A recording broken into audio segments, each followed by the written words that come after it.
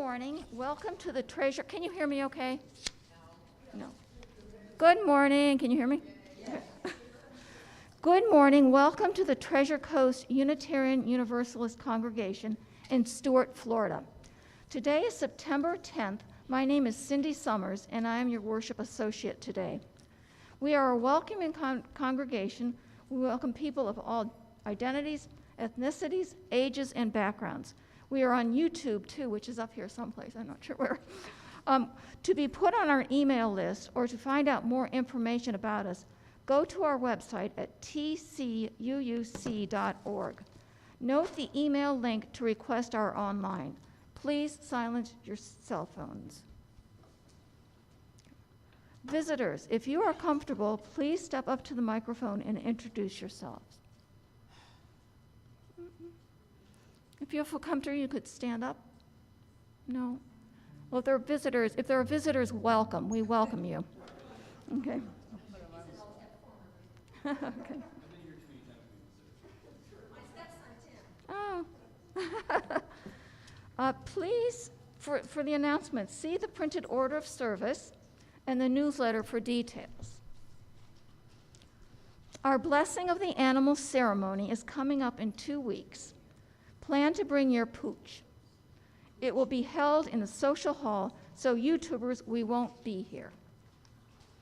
The book club is finishing Demon this week, and then we'll take a week off before starting Jane Goodall's book, The Book of Hope, on the 27th, Zoom at 11 o'clock.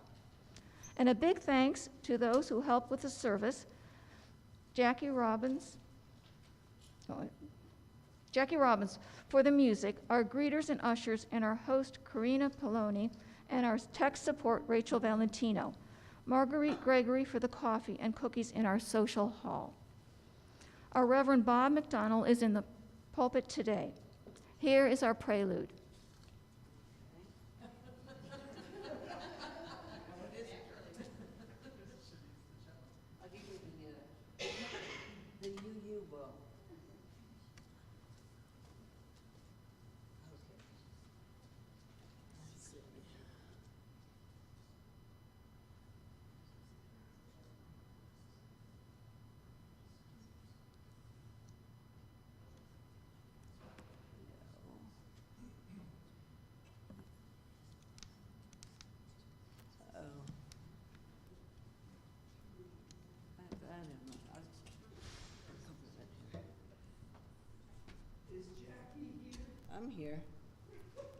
I'm here, but this doesn't seem to be here. I'll have to plug it in. No, my mics are okay, but this is not working. Sorry. Back to technology.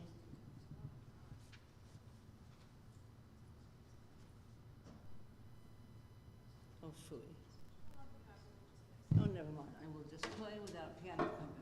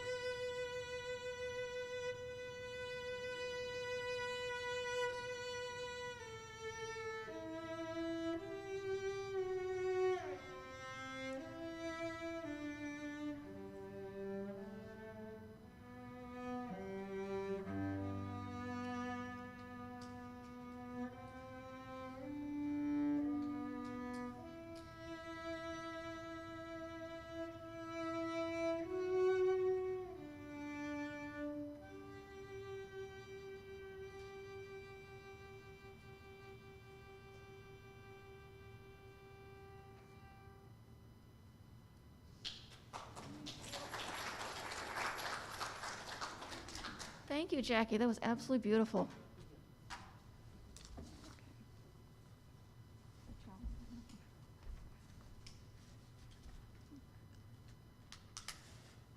May this flame cast its light toward the coming days, reminding us that the future is not simply a place we are going, but a place we are creating. In this familiar place, listen to the sounds of breathing, creaking chairs, shuffling feet, clearing throats, and sighing all around. Know that each breath, movement, the glance meant for you or intercepted holds a life within it. Find the peace among these people and listen to it all. Breathing, sighs, movement, holding back. Hear the tears that have not yet reached their eyes, or perhaps they are your own. Hear also the laughter, deep where joy abides. Barbara Peskin. Okay, we're going to sing hymn number 346. Please stand if you're.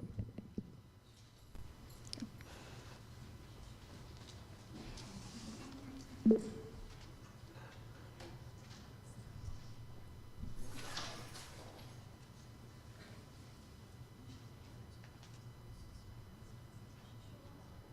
this is Come Sing With Me? Yes. Okay.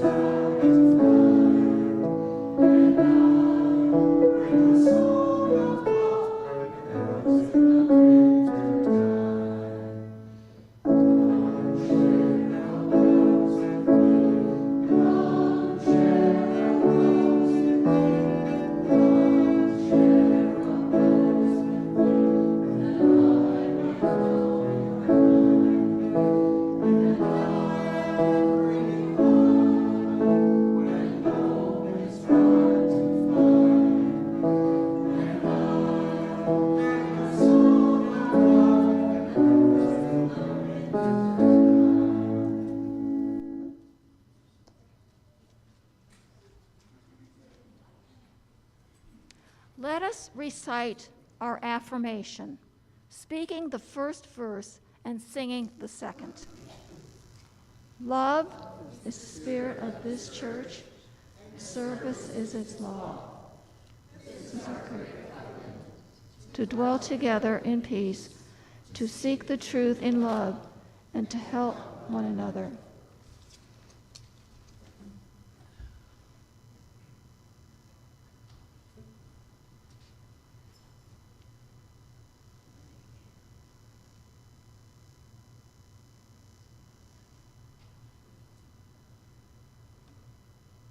Okay, it's off.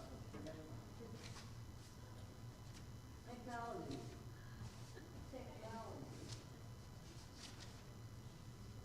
Hold that thought.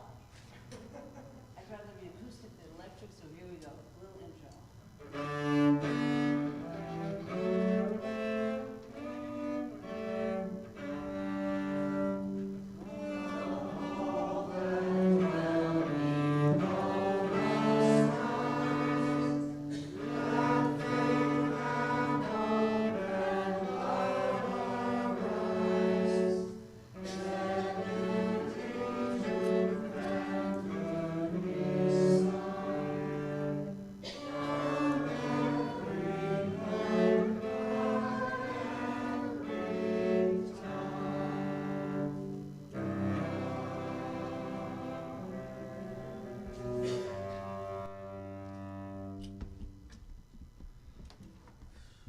Well, it's good to welcome Cindy Summers to our cadre of worship associates.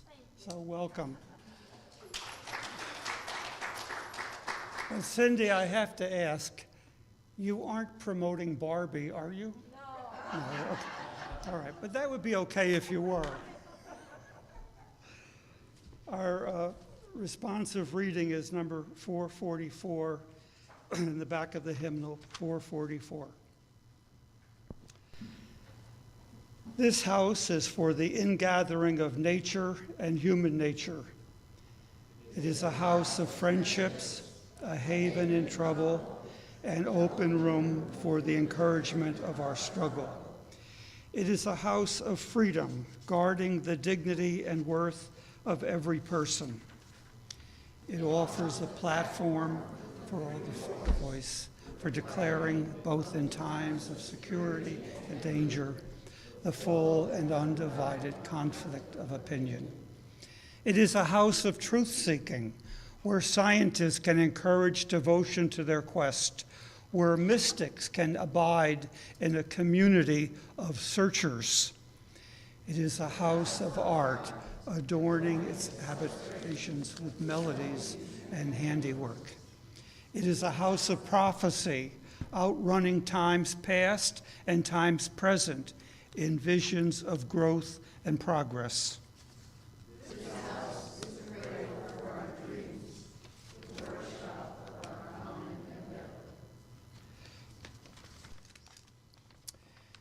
And now our time of sharing matters of joy or sorrow. I want to start out with a joy. I've been telling you to keep in touch with Roger Head in Rhode Island, but Roger is here. Are you here to visit Roger or here to stay for now?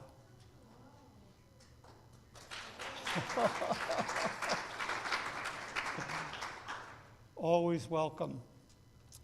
Also, just to mention that for the next 3 Saturdays, we're having memorial services here. Next Saturday is for Marge Rickey's brother, Kent Painter. Is that right?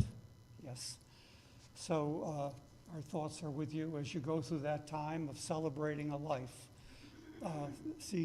We want these gatherings to be celebrations of life and remembering the parts that will just stay with us. The following week is John Krickenberger. John was a big, when I say big, I think of his height. I don't really mean that, but he was big in that way too. But he was a big presence among us with joy and smile, and he got us into things. I'll talk about that on the 23rd. But Rose, we certainly hold on to you during this time. You're relieved for John that he's not in that struggle anymore. We're all relieved for you, but it's also a difficult time, and we hope you know you're held on to at this time. The following week, to finish this run of memorial services for Bud Cifelli. Bud was 99. He was our lawyer to get things going here back in the early 90s before most of us were here. But we will gather to celebrate his life and his gift to us, many gifts to us. Armand Bud Cifelli. All right, who has a matter of joy or sorrow to share? We ask that they be brief and personal. I am John, and I have a matter of joy. I know about a year ago I told you guys that I was having a new partner with my business, my friend Alina, who I've known for many years. Our paths kept crossing, and last night she became a grandmother, or 2 nights ago, she became a grandmother for the very first time. She's a wonderful person and has raised 2 beautiful daughters, one of whom is married and one of whom is about to go to college. And so I'm just so very happy with her, and you may get to meet her when we play in a couple of weeks. So. Anyone else? Judy, and then Judy and John, and then Fred. Okay, Judy and John. I'm not sitting at the piano today, and that was beautiful, your solo, Jackie. It was gorgeous, the prelude. I just got back from Texas yesterday, driving back. I drove myself out there, and because my sister is. Nothing personal. Thank you, John. Okay. All right. We'll just hold it there. Can you? Okay. Can you hear me now? How many Unitarians does it take to adjust? Notice I'm typically standing back, giving instructions. I just hold it. It's all right.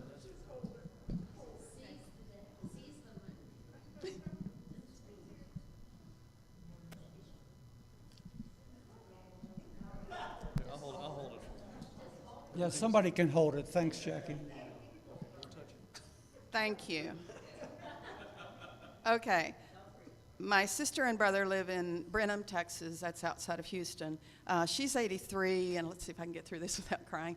She's 83 and has been through a lot, and my brother is 86, and my brother-in-law, my sister's husband, I've known longer than she has because I got them together, basically. And when I got there,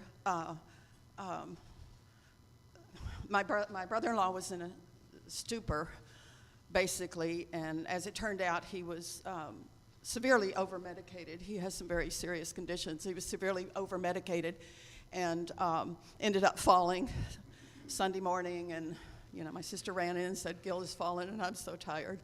And anyway, ended up in the ER, ended up in rehab for 2 weeks, and 2 weeks? 1 week, rehab for 1 week, and now he's back home, thank goodness. I was glad to be there for my sister. She was very grateful I was there as her emotional and physical support. So it's a joy that things are looking up and he's getting the right management of medication. But anyway, it's really good to be back, especially after being on the Turnpike and I-10 and all that. And it's great to be back here with. So my joy, I'm John Cook. My joy is having Judy back. Okay. Thank Not you. terribly brief, but That's- Anyone else? Oh, Fred, yes. I hate to do it, but it's more like an announcement because announcements weren't done in the beginning, okay? Remember last year with the Adventure Club, St. Lucie County had a new program where if you signed up for it and went to 9 different adventures, you would get a certificate of merit and a water bottle. This year, for the Adventure Club, Martin County is now doing the same thing. I've got to go to a orientation in a couple weeks, so I don't know that much about it, but there's 2 orientation sessions and 29 venues to visit. So we're going to do every one of them over a course of a couple of years. So that's going to be the Adventure Club for the next couple of years, Martin County. Thank you, Fred. Anyone else? Yes. Lori. I don't need the microphone, I'm loud enough. And this is, it's personal to me, but it may not be personal to y'all, but it is to me. And it's my huge joy, and that is, I've crossed off a bucket list thing in my lifetime. This last weekend, I went to the opening weekend for OU football, which OU football is not my team, they're my nemesis, but my best friend happens to be the ticket. She bought season tickets to them, so I made a season opener for a college football game. Made my day. But because she is a season ticket holder, that means I get to go to the Red River rivalry in Texas in October, early October. That's between OU and Texas, because Texas is my real team. And speaking of that, I don't know if else, but I'm just going to tell y'all that Texas beat Alabama in Alabama last night. I'm beside myself. You couldn't peel me off the roof. You can try, because Bama hasn't been beating Bama since 2019. I'm over the moon. That's all I got. Lori, you were kind of bordering on TMI there, but it was all good, all welcome. Anybody else?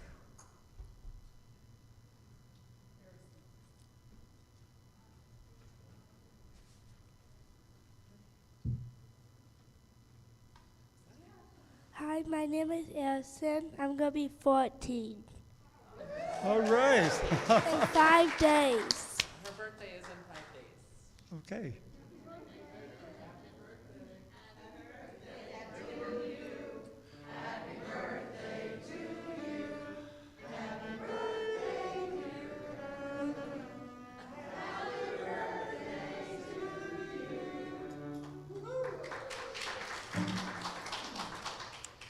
Is there anyone else?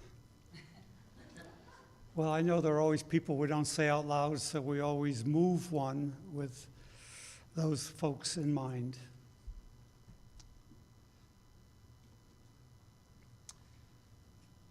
The pastoral meditation is this from the back of the hymnal by Ralph Helverson. Deep in ourselves resides the religious impulse. Out of the passions of our clay, it rises. We have religion when we stop deluding ourselves that we are self-sufficient, self-sustaining, or self-derived. We have religion when we hold some hope beyond the present, some self-respect beyond our failures. We have religion when our hearts are capable of leaping up at beauty, when our nerves are edged by some dream in the heart. We have religion when we have an abiding gratitude for all that we have received. We have religion when we look upon people with all their failings and still find in them good, when we look beyond people to the grandeur in nature and to the purpose in our own heart. We have religion when we have done all that we can and then in confidence entrust ourselves to the life that is larger than ourselves. Ralph N. Helverson. And now moments of silence.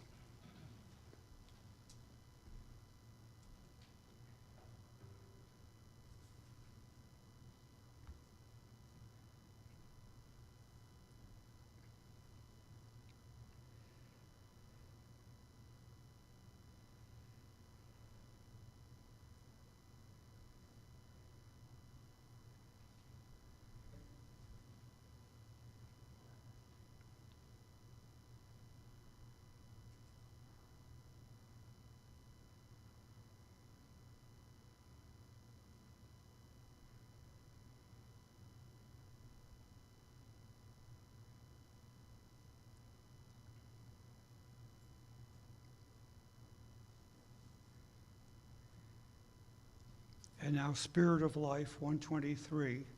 We remain seated, we hum a verse, we sing the verse.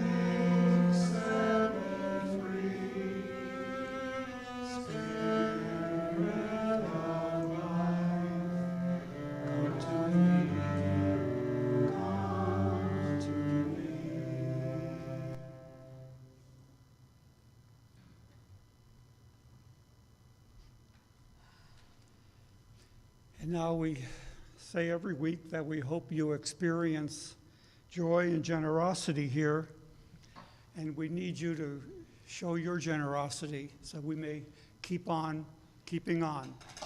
And now the morning offering will be received.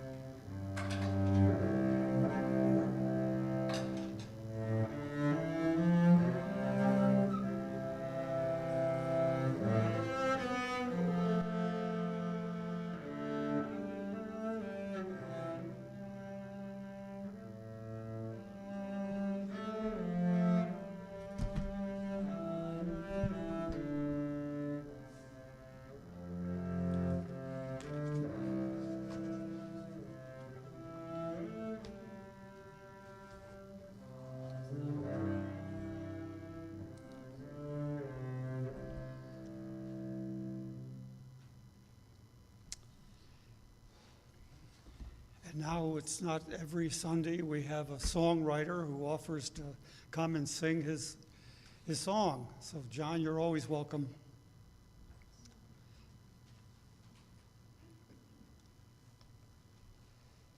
It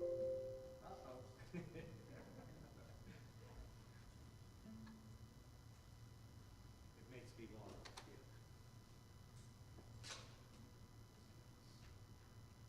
When I first moved here,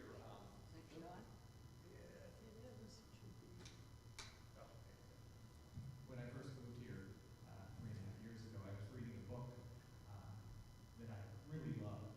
You probably wouldn't, but if you like long, detailed things about ancient music, then you might like it. Very academic. But the book is called Music: A Subversive History, and it's by Ted Gioia. And there are a lot of themes in it. Probably the major theme is all the really great, innovative things that have happened in music have happened because of oppressed minorities and the art that they created. And that was probably the main theme of the book, and I related to that.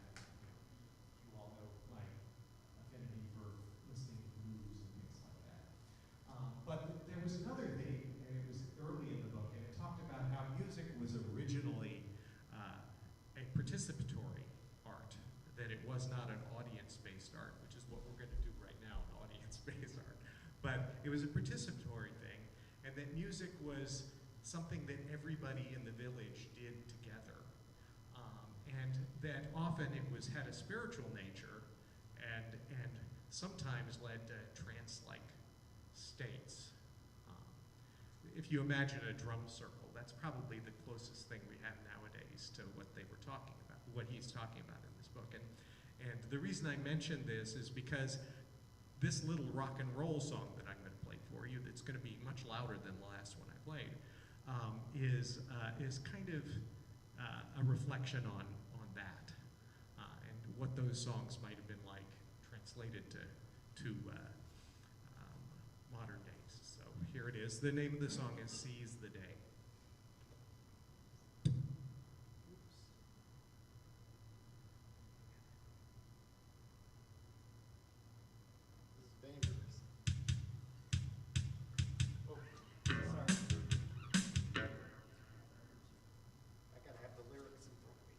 I've been rewriting them until yesterday, so hopefully I can see them. Would you like a music stand? Yep. We need to replace that. That's not, It's mine. that's for this. It's an extra.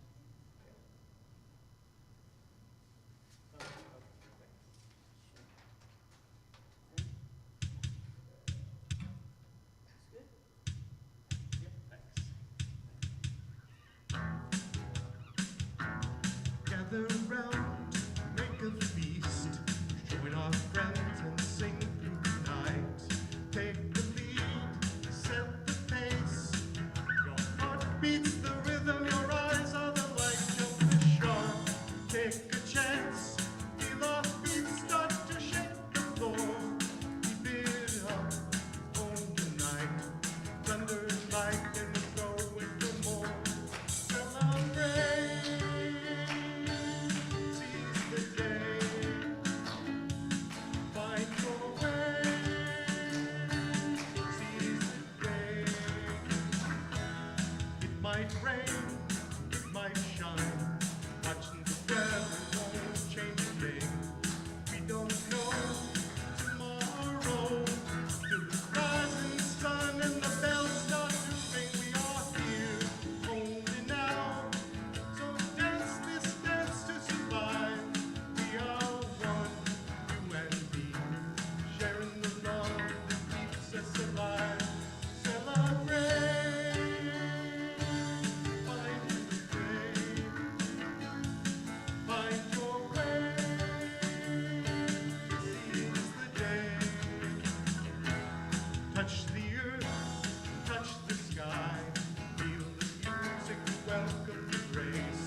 Open eyes, open ears, don't have forever, perhaps just today. Stomp your feet, clap your hands, now we set fire to the night. Soon begins the sunrise, as the bonfire fades, we reach for the light. Celebrate, seize the day, find your way, seize the day. Celebrate, seize the day, find your way, seize the day. Celebrate, seize the day, find your way, seize the day.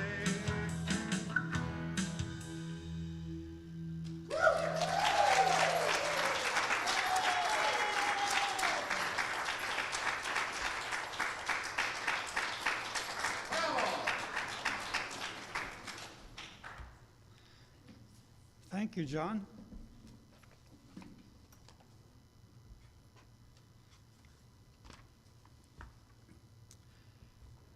A few things before the sermon. Next Sunday, you've probably read that we're going to be taking a special offering for Maui. The only way we know to do this is invite you to give over and above what you give to the church so we can send it to a great need, and that's a great need. We did that for Ukraine. We did it through the UU Service Committee, and we will do that again. So next Sunday, and then for those who didn't get that, for the week or two after, checks in the memo, Maui, and that'll be our offering to help the rebuilding there. Also next week, we're inviting new people to join our membership. Joining our membership means you come up during the service and sign the book. And then you keep doing what you're doing, showing up and showing interest. So that's next Sunday. If anybody hasn't let me know they're interested, you can after the service today.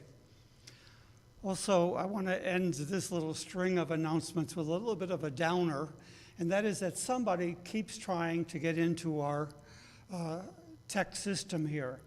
I don't think that's why any little things happened this morning, but somebody keeps contacting somebody pretending they're me and asking for some information. All you have to do is respond. If you get anything from me, don't respond. I don't ever say that to people, but if it smells like it's not from me, don't respond to it. We have our former office admin helping us. She's now living in Georgia. And she got a message on Friday from me, supposedly, asking her to text me that number, which wasn't me. So especially if you get pleas for funds, just leave it under my office door. Don't respond in any other way. I mean, this is annoying, but this is the great time of the internet that, that we're living in.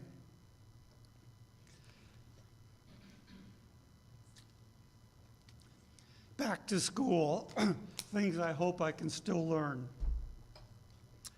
To forgive. I've mentioned often the great historian of world religions, Karen Armstrong, and others have noted a seismic awakening in a number of religions around the world around 3,000 years ago, 700 BCE. The change was the dawning realization that deity and religion were primarily about compassion and humans treating each other with compassion, empathy. Religions around the world had been about humans having to appease angry deities in the skies, like doing a dance so waters needed for survival would fall from angry, withholding skies. Now, many years ago, that guy right there asked me to do a rain dance. I won't call him out, but he did. He asked me to do a rain dance. The religions cited were Judaism, meaning mainly the 8th century BCE prophets. Micah, what does the Almighty require of you but to show kindness and mercy? And Amos hears the Almighty saying, I tire of your rituals, high and mighty pronouncements, but let justice roll down like waters. Leading one sociologist of religion named Berger to coin a popular study, calling it the noise of solemn assemblies. Armstrong called that world phenomenon something like an axial age, meaning the world of religion turned in a new direction. I think she also cited a religious awakening in Egypt and in the Far East, meaning Buddhism. Ken Texera will do a sermon here in January on Buddhists and compassion. If you fast forward from Armstrong's 700 BCE to Christianity's birth as a kind of reformation within Judaism, you hear the founder being asked, what is the main commandment? And he says, it all boils down to love the deity and your neighbor as you love yourself. That as you love yourself was hidden away in a secure location from about the time it was spoken. Self-love, self-affirmation are pretty key to mental health, and too many people have had to struggle to get there without the aid, comfort, and guidance of the world's religions. So my topic for back to school is things I hope I can still learn. I find most honest people who talk to me share that a life in balance, a life that feels more like sunshine than under a rock, is still on their bucket list. It seems like a dose of magic and mystery and miracle. It seems like something we eagerly seek at the end when we should have felt it and known it and shared it from the beginning, like 3 millennia ago, before commandments and judgments and hurdles came down or went up. And don't be selfish was about all we heard about self. Don't be selfish. What does that have to do with forgiveness? And why do I have to keep bringing it up? Because we didn't get the instructions, unless we were unusually fortunate with the parenting that sprung us, we didn't get the instruction that everybody makes mistakes. And if you allow that for you and for others, you have a better chance of thinking, I can learn from this and maybe, definitely, do better. You know, well, there was an article in that paper that comes around from AARP. I get it. I'm much too young, but I get it. And toward the end of it, there was a woman quoted as saying, failure just means you're learning. It doesn't mean you're a failure. It means you're learning. That's a good thing. I suspect our ability to forgive self and others has a lot to do with what we got or didn't from our parents. So here's my early forgiveness block. My brother Larry, 3 years older, and I played ball with kids on the street a lot. I got a new basketball for Christmas. One day when spring allowed, my brother asked to take the ball and play with his friend Francis. My brother came home at the end of the day. My new basketball didn't. I brought it up like a whiny little brother. His answer went from, I don't know what happened to it, to, I don't think I took it. That basketball had a long life in absentia. Now, fast forward almost half a century. My brother, a chemistry professor at the Albany College of Pharmacy, developed cancer and died in the late 90s. He was 55. Near his end, he wanted a moment alone with each member of the gathered family. When it was my turn, he seemed to be at a loss for words. So I said, "Are you thinking about a basketball?" Smiles and a few last words of love. Why is forgiveness so hard? Why our need to hold on to things that damage both ends of the relationship? Really, a basketball? What if that Camelot moment in religions around the world had actually dawned? What if compassion and empathy had grown brighter as the point of deity and the point and practice of religion? Now, for a Bob aside that I just can't help myself and you've learned to tolerate. I have a big book that's waiting for my real retirement. It's called The Collected What If. Eminent historians imagine what might have been. You know, there are short chapters in here, like what if Hitler had been the great military tactician he thought he was and had conquered the Russian forces and the Russian winter. Oh my God, what if that had happened?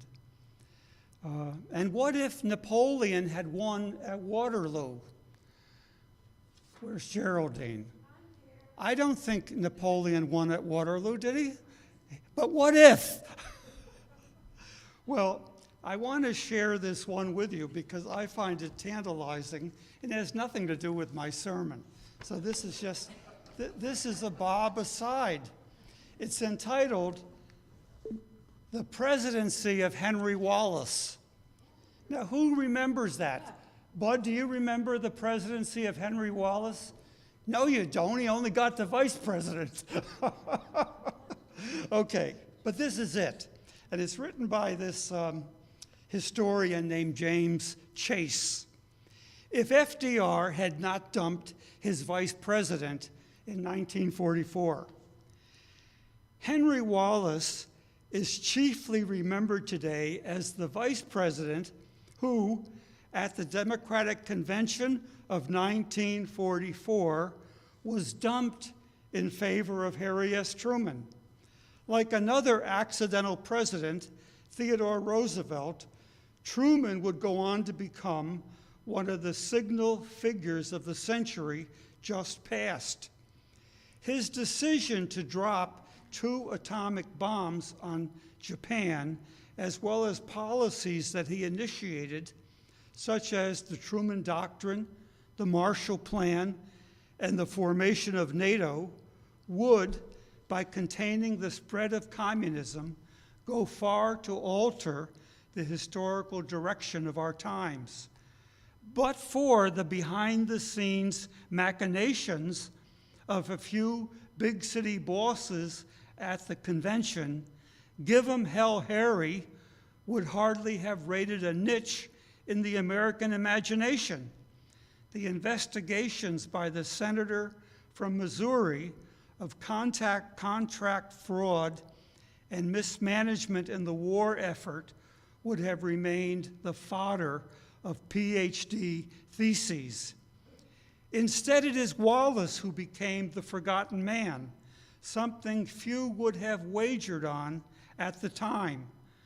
Throughout the New Deal era and into the war years, he was a major player in government and politics. As James Chase, this historian, writes, Wallace, geneticist, agronomist, editor, economist, and businessman, was the best Secretary of Agriculture that the United States has ever had. Even his shock of graying hair, he remained boyishly handsome. His ebullience and competence made him the ideal person to replace the dead star of John Nance Garner on FDR's national ticket in 1940. But Wallace's unspoken views, in particular his continuing courtship of the Soviet Union, earned him powerful enemies in the Democratic Party, the very people who were determined to deny him a place on the ticket in 1944, and who succeeded in doing so. The replacement of Wallace by Truman, Chase reminds us, was by no means a foregone conclusion. FDR waffled. Wallace was enormously popular, and there was a moment at the convention when he seemed about to prevail in spite of his powerful opposition. What if, and it is one of the true might-have-beens of American political history, what if Wallace had gone on to be renominated? What if, when FDR died of a stroke the following April, he had found himself the 33rd president of the U.S.? Would he have ordered the dropping of the bombs? Would his often expressed fears of an arms race that would lead to World War III and his efforts to placate the Soviet Union have prevented the Cold War? Or would they, in the end, only have made it more dangerous? And what about that other ticking time bomb? Men marked for prominence in a Wallace administration who had been supplying confidential information to the Soviet Union. would America have gone through a time even more bitter and tumultuous than the McCarthy era? Aren't we kind of in that era? McCarthy 3.0 or something like that? All right, now you know you found that interesting.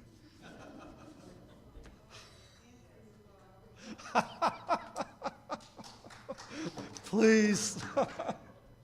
All right, that I admitted I couldn't help myself as an historical aside. The what if I didn't find in this tantalizing book. I just have to write for myself. What if Armstrong's discovery about 3 millennia ago had been more than a whisper, a tease for what religion and life could be all about? You know, the main thing, compassion, and not doctrine, beliefs, judgment, and judgmentalness, division between who's good and saved and who's evil and damned. When I discovered TCUUC, after retiring in 2006 and trying a lot of other churches, I offered to start the book discussion in February 2007. It grew from about a dozen to, at one point, close to 3 dozen. I told my friends, clergy in the New York Methodist Conference, and they said, "Bob, you're in Florida. Those people have nothing else to do." The contortions of jealousy. The first book we read and discussed was Marcus Borg's The Heart of Christianity. In that, or another by Borg, he says that Jesus, in his native tongue, Aramaic, describes the heart of the deity as womb-like, womb-like. In other words, compassion, feeling the suffering of those created like a mother feels the suffering of those she created. Borg says, pretty advanced and daring in a patriarchal religion, time, and place. Many of the books we read by Borg and by Bishop Spong and others like Elaine Pagels screamed that Christianity went the way of correct beliefs, orthodoxy, which meant the way of exclusion rather than inclusivity. Pagels, in a book on evil, wrote that nobody did fratricide, the killing of brothers for heresy, quite like Christians. The Muslims, Sunnis, and Shiites might have caught up. The point to me is that dawning realization still awaits. It's amazing to me that the word welcome seems like a recent discovery for religion in 2023. Wow. Erik Erikson called the first stage of life what every human needs: acceptance, welcome. And so religions have to learn that they have been not welcoming, and that has to change unless we want to go backward. But what a what if? If we had known from the beginning, I and you are indeed good, just as we are. If we had known and been raised on, of course we are human, and like other humans, we might dare say, like all other humans, we err, we fall down, we disappoint ourselves and others, and we can do better. Knowing that helps us to get to better and even go easier, more caring-like on those we care about. So if deity, the universe, and religion were more about heart and womb, then we in fact might more likely be that gentle, caring people we sing we are, and mean we want to be. If that dawn, breakthrough, deity, religion about compassion had dawned, forgiveness might have been less of a hurdle. We all borrow and lose things like basketballs. I got over that when I was about 50. Maybe mental health would be less of a mountain to claw our way to the top of if the word got out. You know the universe cuts you some slack. You can too. Our closing hymn is 94. Jackie's going to play the first verse through. Aren't you, Jackie? Yes, I am. And then we'll stand and sing. I might have some help from Joe. Let's see.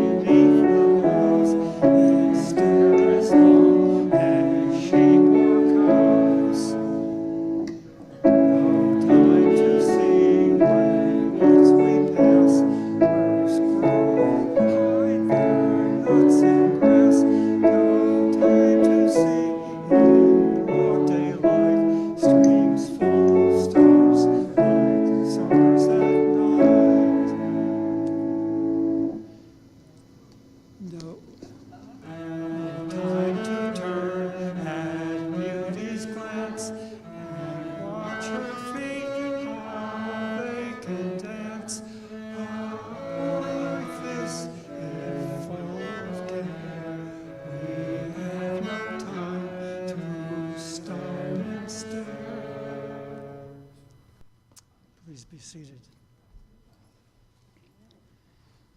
Don't you love that line, to stand and stare as much as sheep and cows? That does something for me. I hope it does for you too. Our closing words are from May Sarton in the back of the hymnal as the chalice is extinguished. Help us to be always hopeful gardeners of the Spirit, who know that without darkness, nothing comes to birth, as without light, nothing flowers. May Sarton.